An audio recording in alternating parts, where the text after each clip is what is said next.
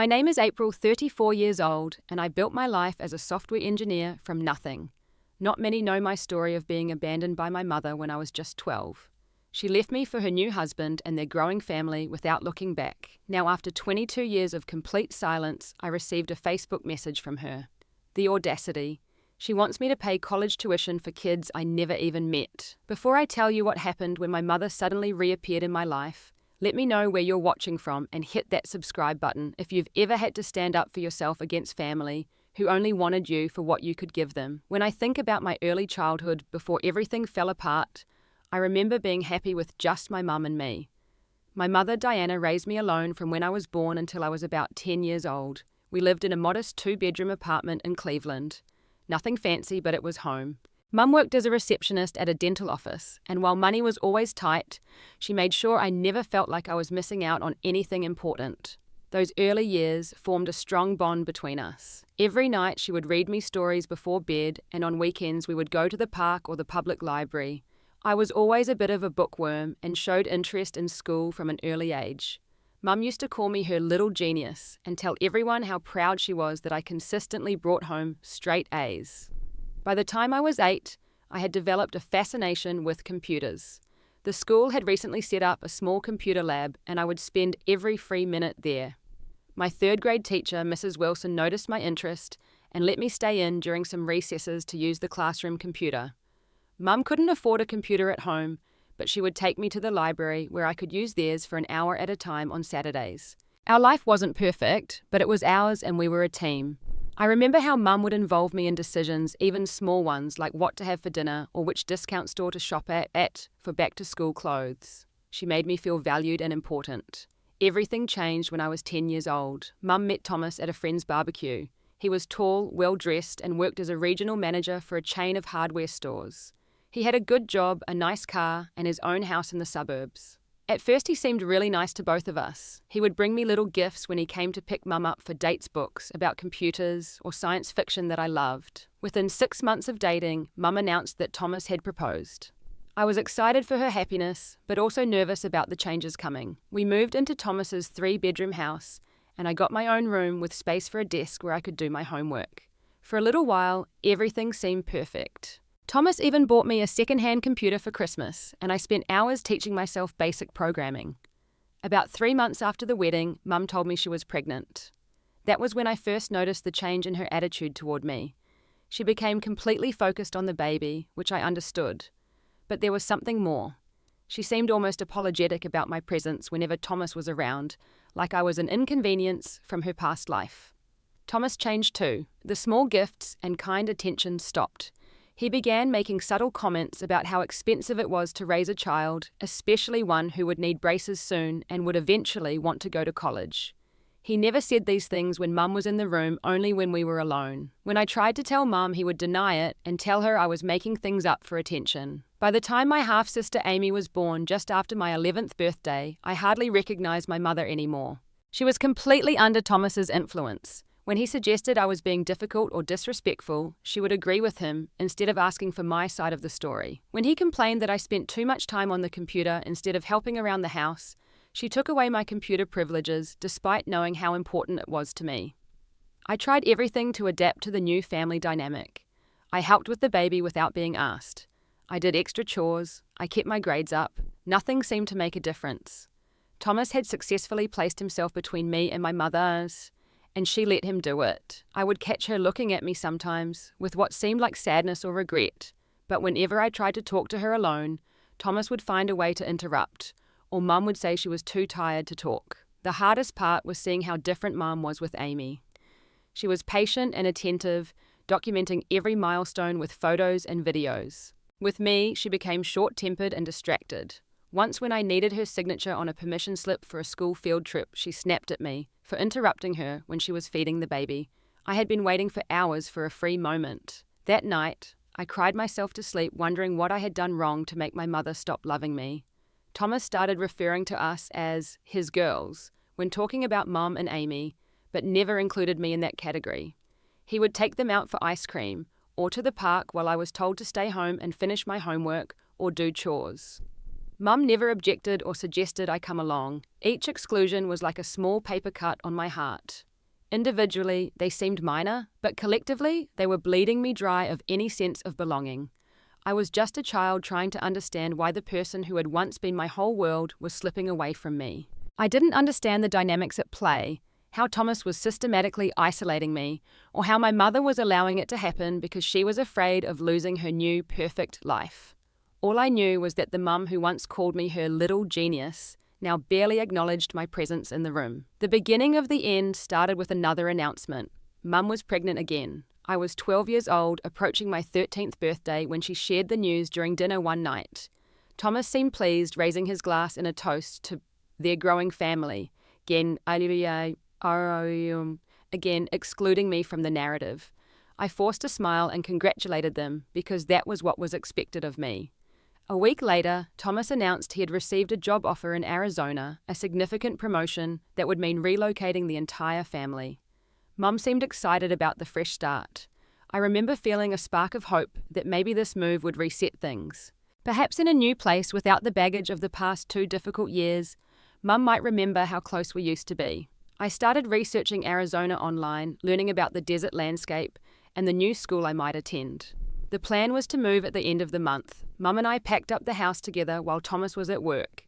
It was the most time we had spent alone together in months. For brief moments, I caught glimpses of my old mum laughing about finding my baby shoes in a storage box, or reminiscing about an old Halloween costume she had made me.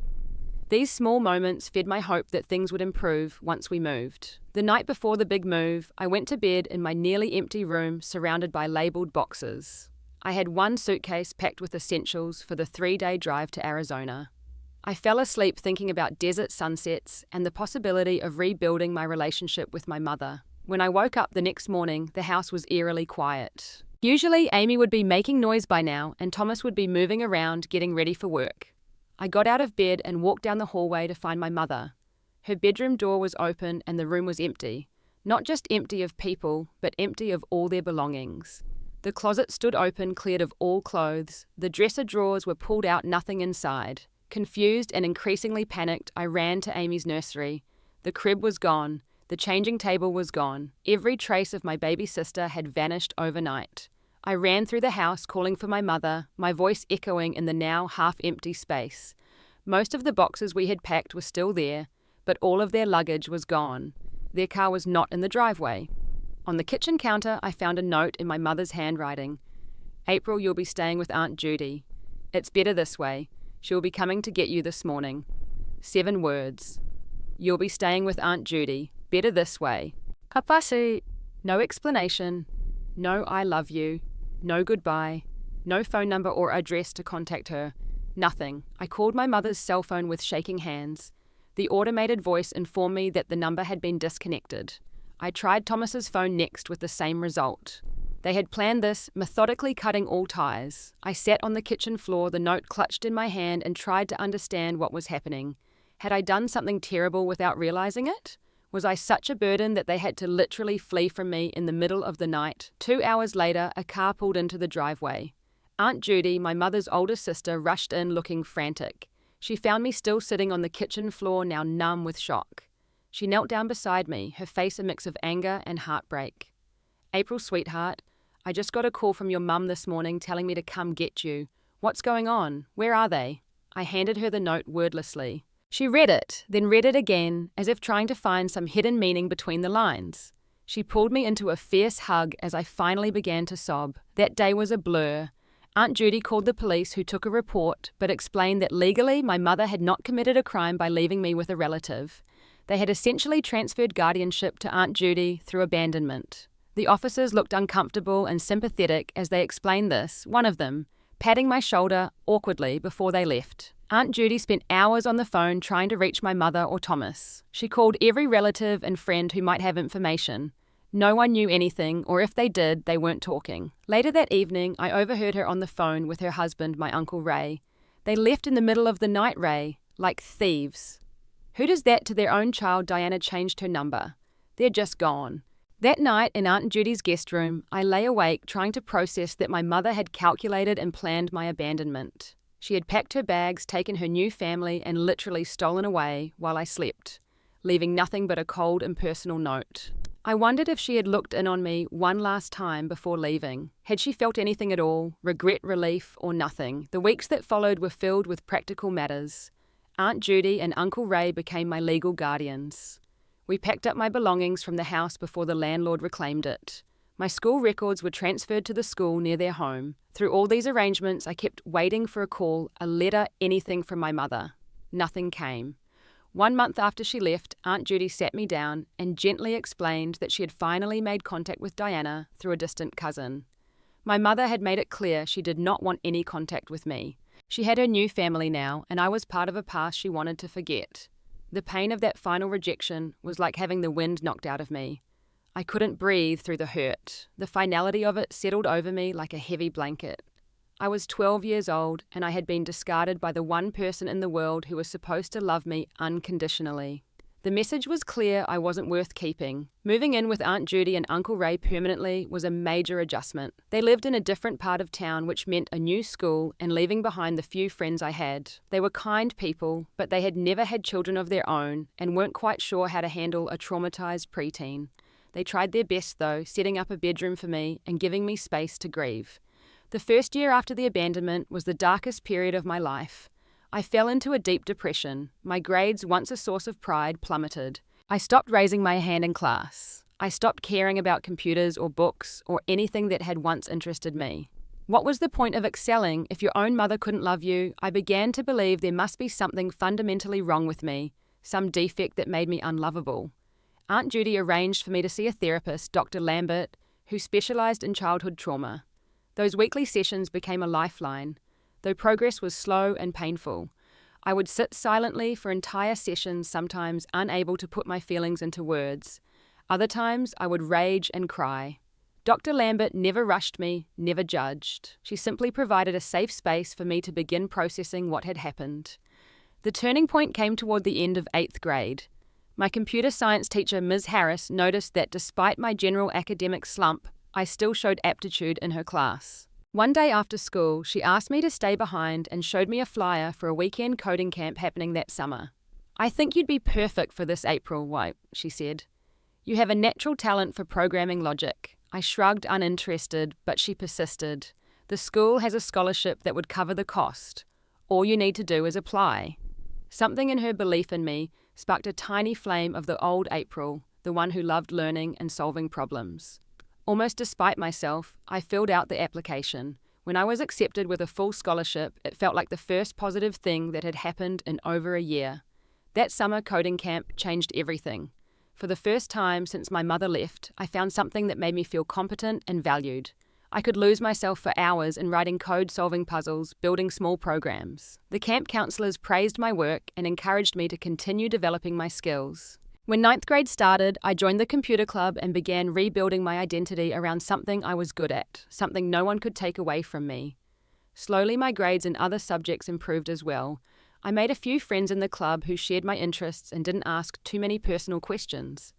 By the time I was 16, I had transformed from the broken, abandoned child into a focused, ambitious student with clear goals. I wanted to study computer science in college.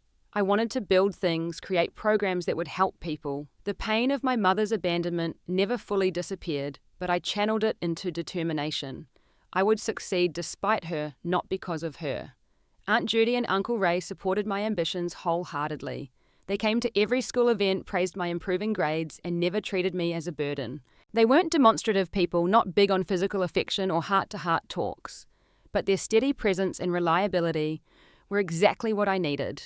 In my junior year of high school, I applied for and received a competitive internship at a local tech company working after school and on weekends. The experience was invaluable, giving me real-world exposure to the industry and helping me build a professional network even before college. When college application time came, I aimed high, applying to several top computer science programs. The acceptance letters started rolling in during spring of senior year, many with scholarship offers. I ultimately chose State University, which offered me a full-ride academic scholarship plus a stipend for living expenses.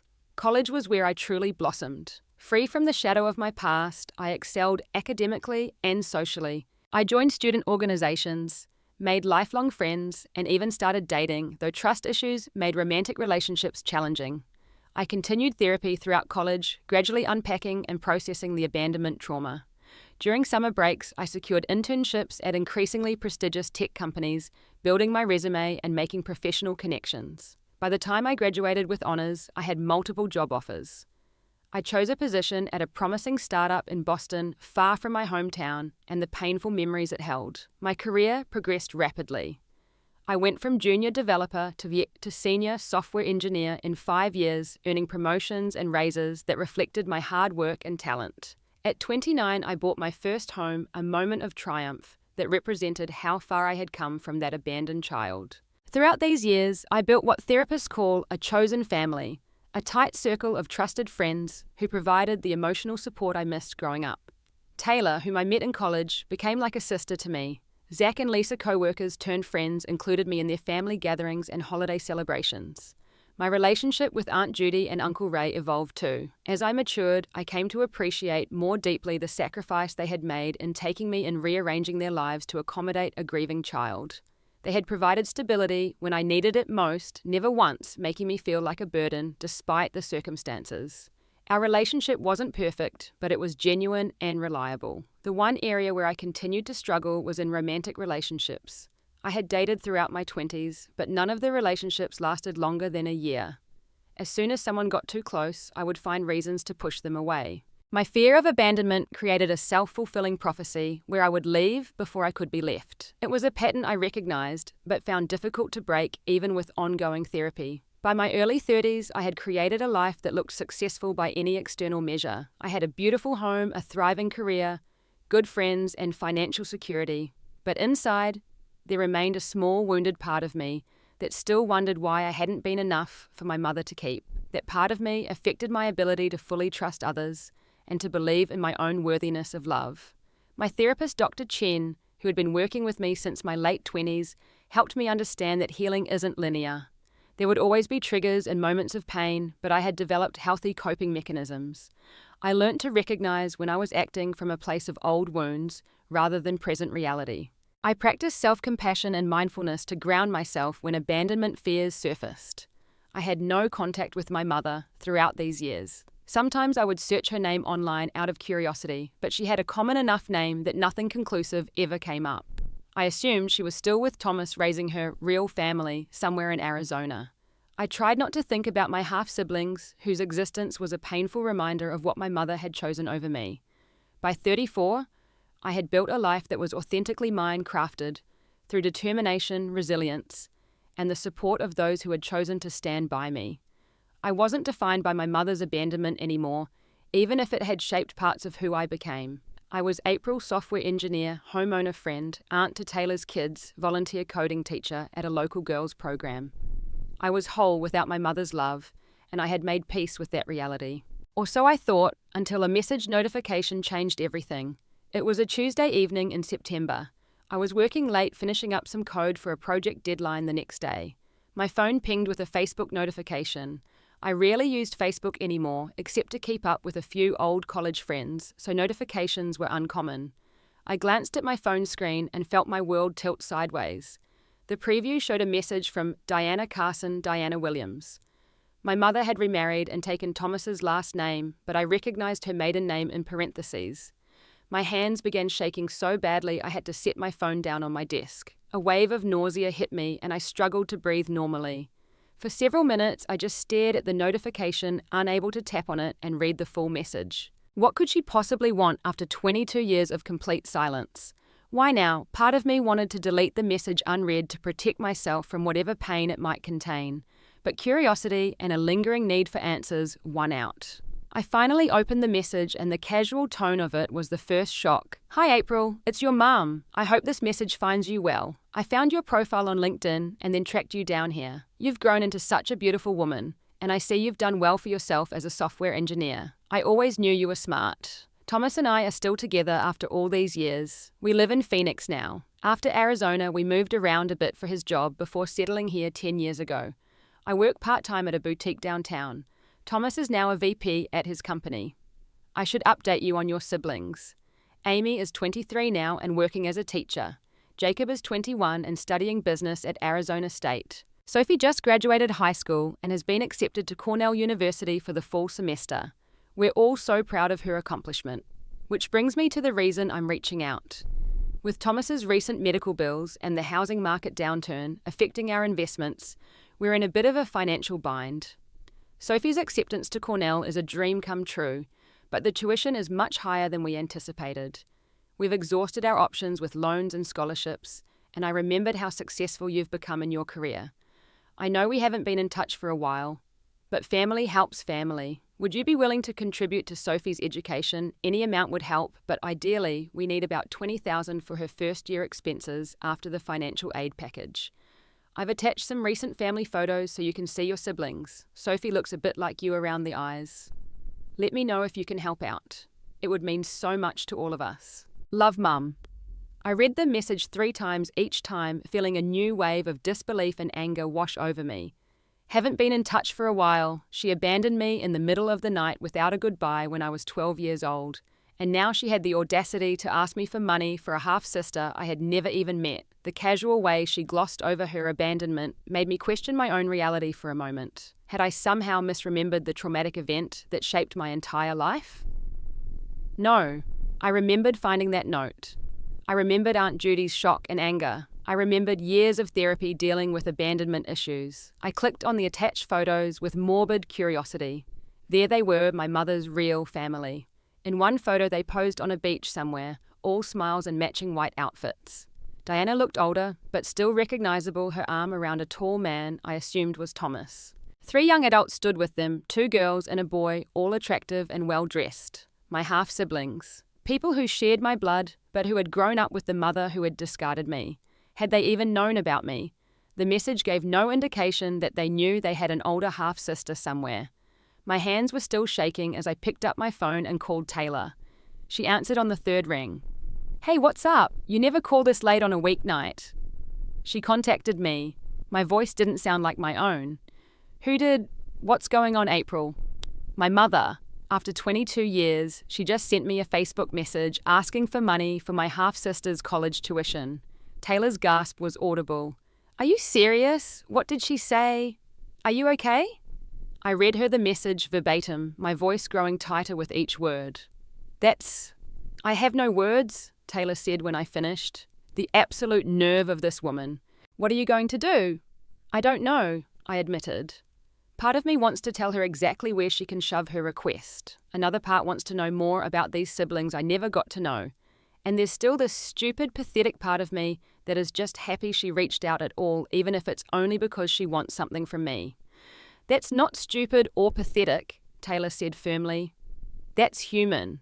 She's your mother regardless of how terribly she treated you. It's normal to still crave that connection on some level. But April, please be careful. This woman has already hurt you more than anyone should ever be hurt. Don't let her do it again. We talked for another hour with Taylor, helping me process the shock and conflicting emotions. By the time we hung up, I had decided not to respond immediately.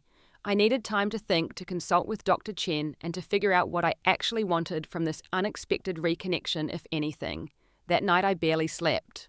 I kept rereading the message, studying the photos, looking for clues or insights into the family that had continued without me. I found myself fixating on small details, like how Sophie apparently had my eyes according to Diana. I wondered if Amy remembered me at all. She would have been just a year old when they left. The next day, I called Dr. Chen's office and requested an emergency session. Fortunately, she had a cancellation that afternoon. This is a significant trigger event, she said after I showed her the message. How are you feeling right now? Angry, confused, curious, hurt all over again, I answered honestly, and somehow invalidated, like she's rewritten history to erase what she did to me. Those are all completely natural responses, Dr. Chen assured me.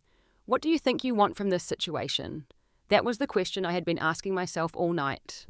Part of me wants to ignore her completely. Part of me wants answers, wants her to acknowledge what she did and apologize sincerely.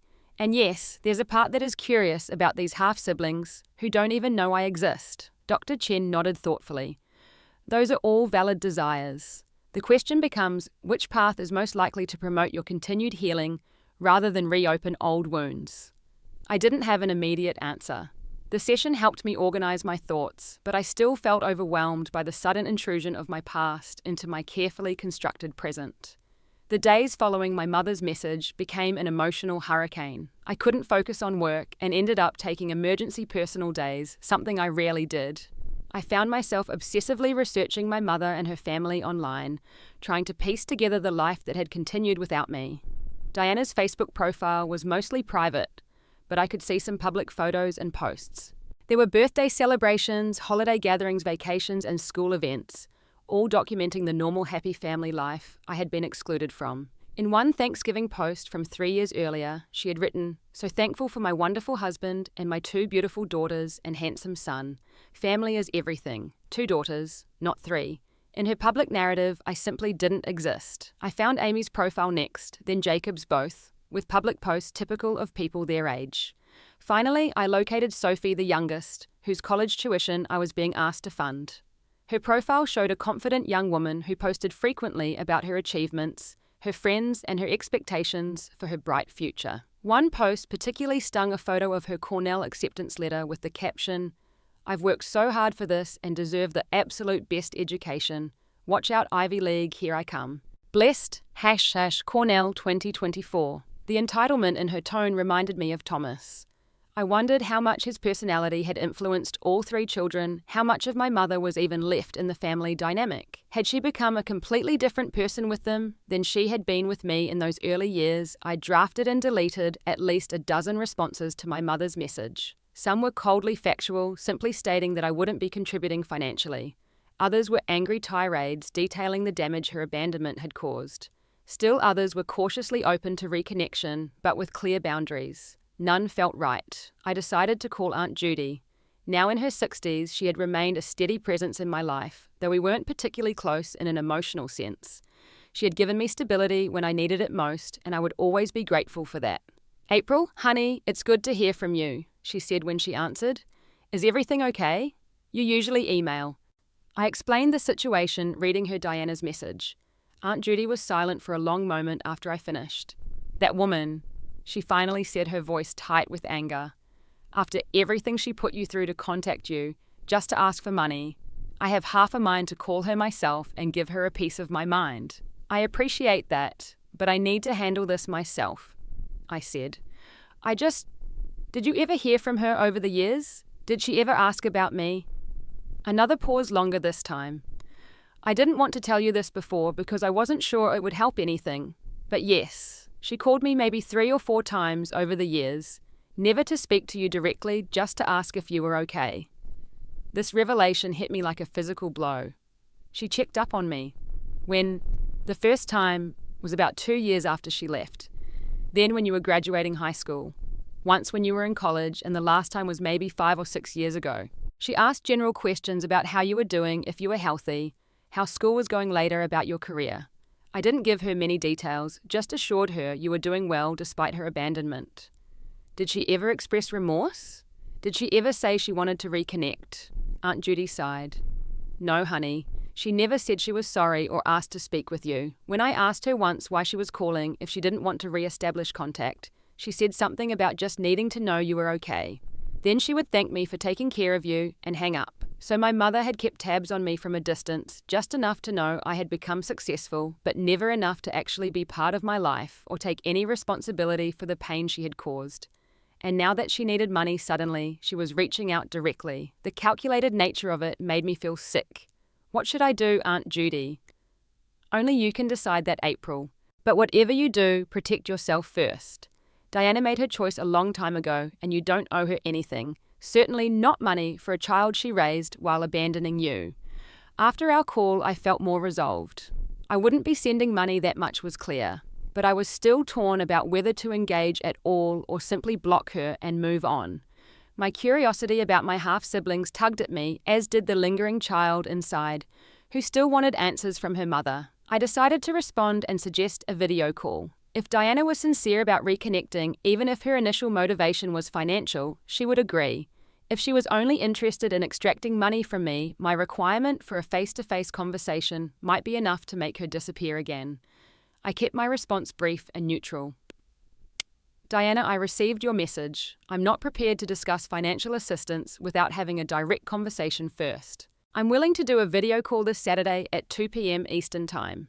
Let me know if that works for you and the family. I deliberately used her first name rather than Mom and kept my tone businesslike.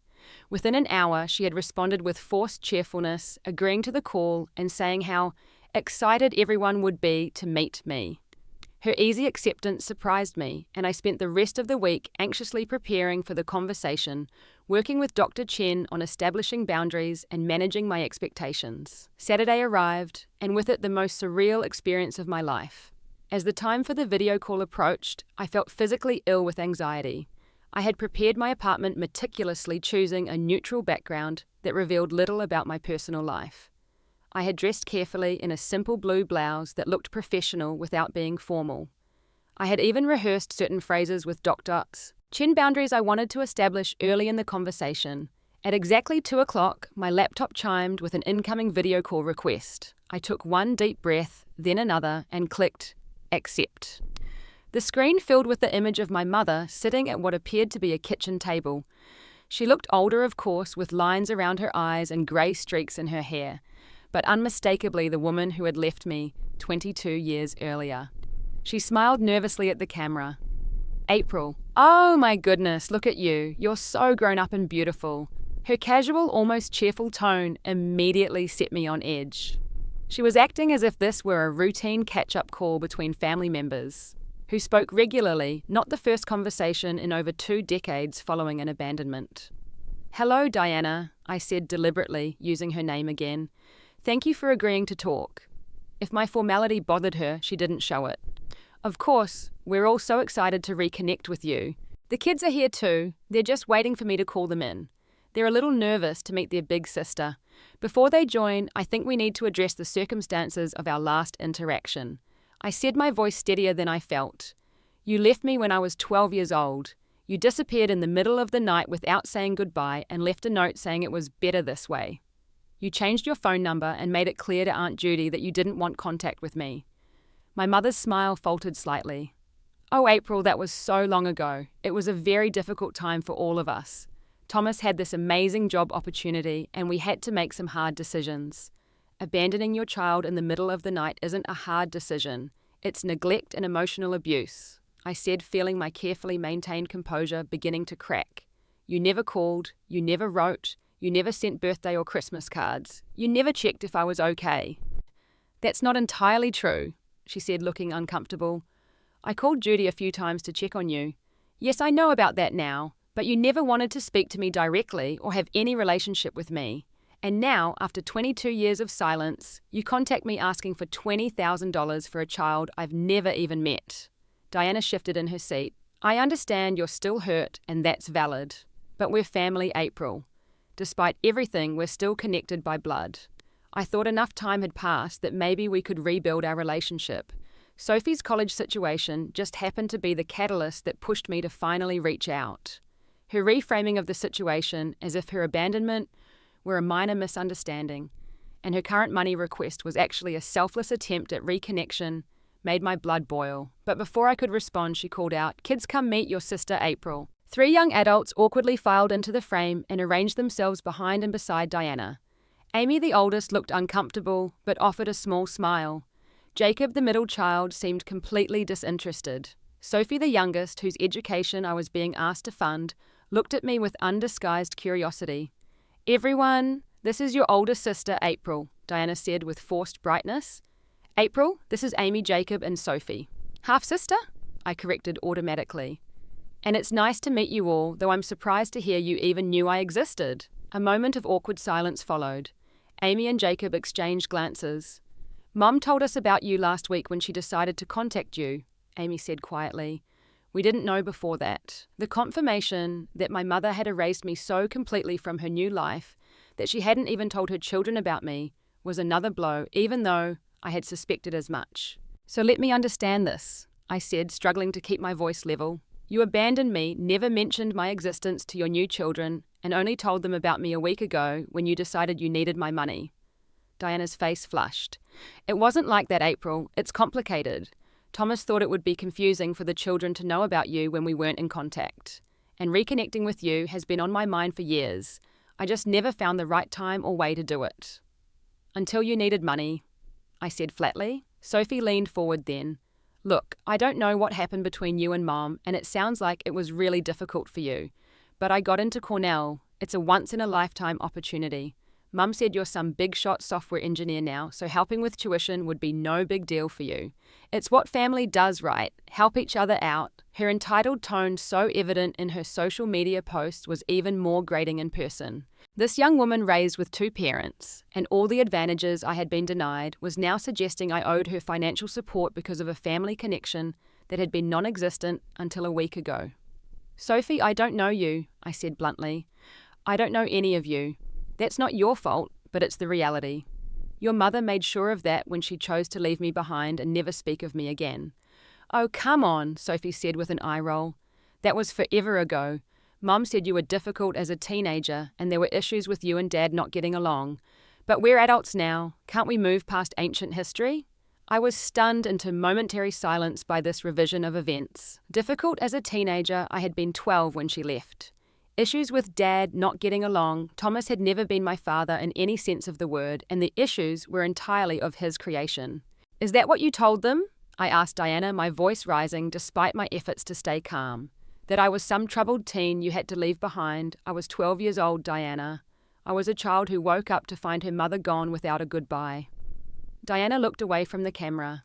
April, you're getting too emotional about this. It was a long time ago, and everyone's memories of difficult situations can be different. Memory, I echoed in disbelief. You left a note. You'll be staying with Aunt Judy. It's better this way.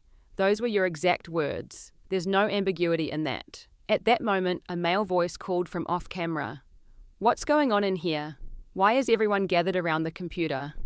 Thomas entered the frame older and heavier than I remembered, but with the same dismissive expression I recalled from my childhood. He stopped short when he saw me on the screen. Is that April? He asked, his tone making my name sound like something distasteful. Diana, I thought we agreed you would just send a message about Sophie's tuition, not arrange some family reunion. So you were in on this too, I said, addressing him directly for the first time in over 2 decades. Of course you were. Was the whole abandonment your idea as well? It certainly felt like you were working to push me out from the moment you entered our lives. Thomas's face darkened. Now listen here, young lady. Your mother and I made the best decision we could for everyone involved. You were already showing signs of behavioural problems, and with the new baby and another on the way, we couldn't handle the stress of dealing with your issues. Your aunt was in a better position to give you what you needed. Behavioural problems. I was a straight-A student who spent my free time reading and learning computer programming. My composure was completely gone now, years of suppressed anger rushing to the surface. You systematically isolated me from my mother and convinced her I was the problem when the only problem was your inability to accept her existing child. This is exactly the kind of dramatic overreaction I'm talking about, Thomas said, looking to Diana for support. Always making yourself the victim. Diana put a hand on his arm but addressed me. April, please try to understand. Thomas and I were just starting our life together. We had Amy and I was pregnant with Jacob. The move to Arizona was a fresh start for us. We thought you would be better off with Judy and Ray, who could give you more individual attention. So you snuck away in the night without saying goodbye. I was nearly shouting now. You didn't call on my birthdays or Christmases. You didn't come to my high school or college graduation. You didn't check if I was okay directly. That's not what someone does when they think they're making the best decision for a child they love. My half-siblings were watching this exchange with expressions ranging from shock to discomfort. Amy in particular looked genuinely disturbed by what she was hearing. Mum, she said quietly, did you really leave without saying goodbye to her? Diana flushed and looked away. It was complicated, Amy. We thought a clean break would be easier for everyone. Easier for you, you mean, I corrected? Do you have any idea what your clean break did to me? The years of therapy I've needed, the trust issues I still struggle with, the constant feeling that I must have been fundamentally unlovable for my own mother to discard me like that. Thomas made a dismissive gesture. Everyone has challenges growing up. You seem to have done well for yourself despite these supposed traumas. Clearly you've had advantages, or you wouldn't be in a position to help Sophie with her education. Any success I've achieved has been despite what you two did to me, not because of it, I said coldly. And the only advantage I had was an aunt and uncle who stepped up when my mother abandoned her responsibilities. They didn't have much money, but they gave me stability and support. A tense silence fell. Sophie broke it with an exasperated sigh. So is that a no on the tuition help because I need to figure out my options before the deposit is due next week? Her dismissal of the painful conversation that had just unfolded in favour of returning to her financial demands was the final straw. Yes, Sophie, that's a no, I said firmly. I don't know you. Your mother made sure of that, and while that's not your fault, I'm not responsible for funding the education of a stranger when your parents had 22 years to plan for your college expenses. That's really selfish, Sophie snapped. You have the money and we're family. We're not family, I said, the words cutting even as I spoke them. Family doesn't abandon each other. Family doesn't erase people from their history. Family doesn't reappear after 2 decades only when they need something. Your mother made her choice a long time ago about who her family was, and it didn't include me. Diana began to cry, then tears that might have moved me once, but now struck me as manipulative. April, please. I know I made terrible mistakes. I was young and afraid of losing Thomas and the security he provided. I let him influence me in ways I shouldn't have, but I've always regretted how things ended with you. Can't we try to make amends now? Amends require acknowledgement of harm and sincere apology, not excuses and revised history. I said, surprised by my own clarity in the midst of such emotional chaos. If you genuinely want to rebuild any kind of relationship with me, it needs to start with complete honesty about what happened and real accountability. It cannot start with a financial demand for a child you chose to raise while abandoning me. Amy spoke up again. Mom, I think April's right. This is all really messed up. If what she's saying is true, we can't expect her to just send money like nothing happened. Thomas made a dismissive noise. This is all ancient history being dredged up to avoid helping family in need. April, if you've done as well as your aunt told your mother, $20,000 is nothing to you. Sophie deserves the best education possible. So did I said simply. But you didn't seem concerned about my education when you left me behind. Sophie has 2 parents who've had her entire life to save for her college. I had no one but Aunt Judy and Uncle Ray, who never expected to be raising a child in their 50s. I put myself through college on scholarships and work-study jobs. Sophie can do the same. The conversation devolved further from there. Diana continued to cry and make excuses. Thomas became increasingly hostile. Sophie sulked. Only Amy, and to a lesser extent Jacob, seemed genuinely affected by the revelations about their mother's past actions. After nearly an hour of circular arguments and emotional manipulation, I'd had enough. I need to end this call now. I've said what I needed to say. I will not be providing money for Sophie's tuition. If you're genuinely interested in establishing some kind of relationship moving forward. Diana, you need to take time to reflect on your actions and how you've represented them to both me and your other children. Ball's in your court. I ended the call before anyone could respond, then sat in my quiet apartment, shaking with adrenaline and emotion. I had stood my ground. For the first time since I was 12 years old, I had directly confronted my mother about her abandonment and refused to accept her excuses or manipulation. It felt both terrible and liberating at the same time. In the weeks that followed the confrontation, I experienced a roller coaster of emotions. There was anger, of course, freshly ignited by my mother's attempts to rewrite history and justify her actions. There was grief, as I mourned anew for the maternal relationship I never had. There was anxiety about whether I had made the right decision in engaging with them at all. But beneath all of these familiar feelings, there was something new emerging, a sense of power and closure that I had never experienced before.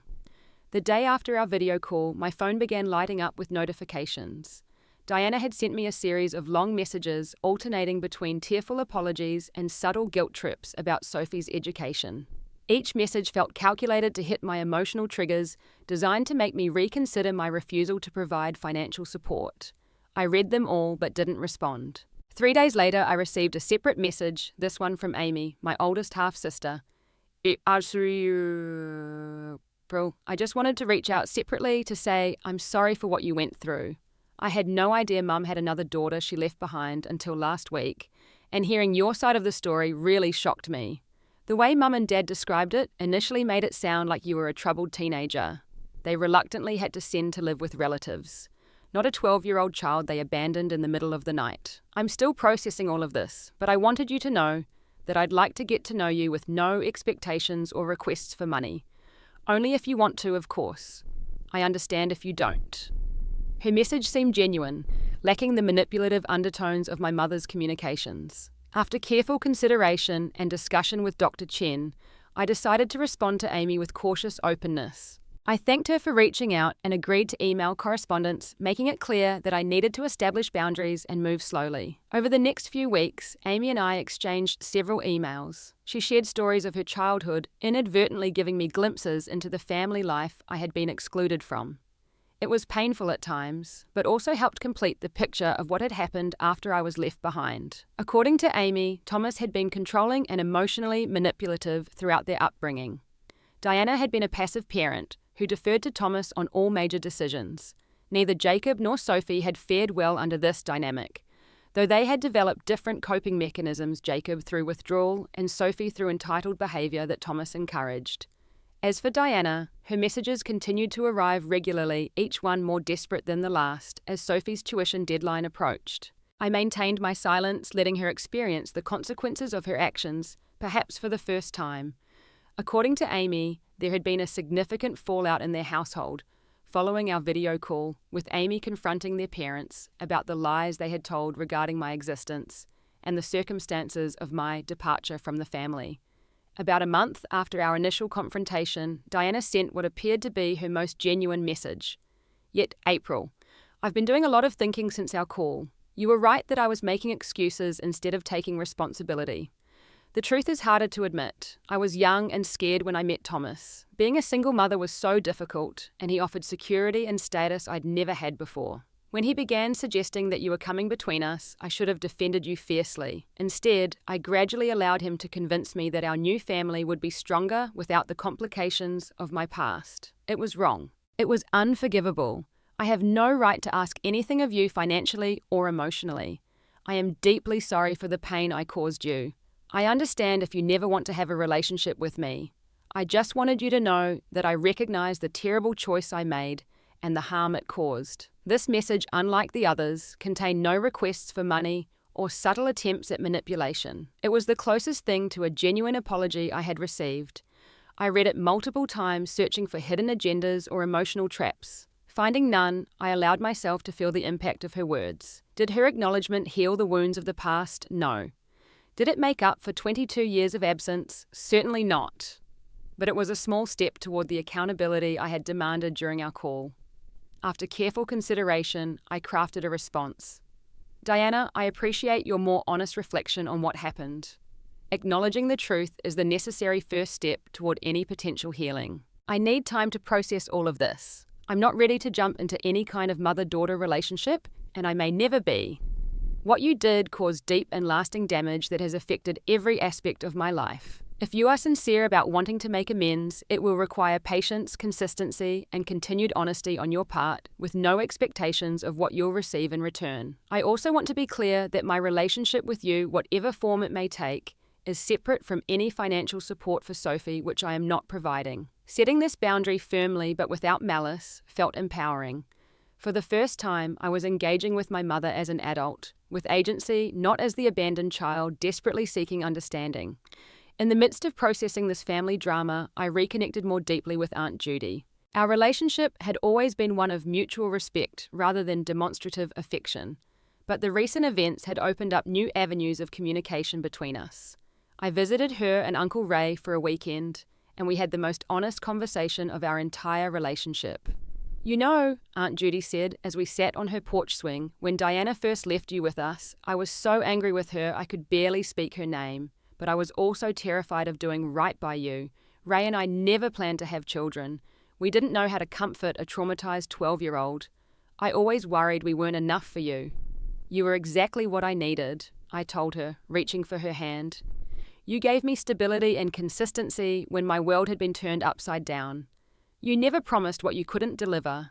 You showed up day after day and created a safe place for me to heal. Tears filled her eyes, a rare show of emotion from my usually reserved aunt. We're proud of you, April, not just for your career success, but for the person you've become despite everything you went through. That conversation healed something between us, acknowledging the unconventional but valuable bond we had formed through circumstance.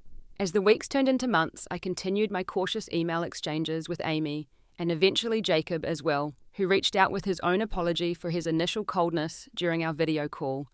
Sophie remained distant, still angry about my refusal to fund her education. Diana continued to send occasional messages, now free of financial requests, and focused instead on sharing family history and answering questions about my early childhood that I had always wondered about. The most significant decision I made during this period was creating a scholarship fund for children who had experienced parental abandonment. Rather than giving money directly to Sophie, I used the amount my mother had requested as seed funding for a foundation that would help other kids who had suffered similar traumas to mine pursue higher education.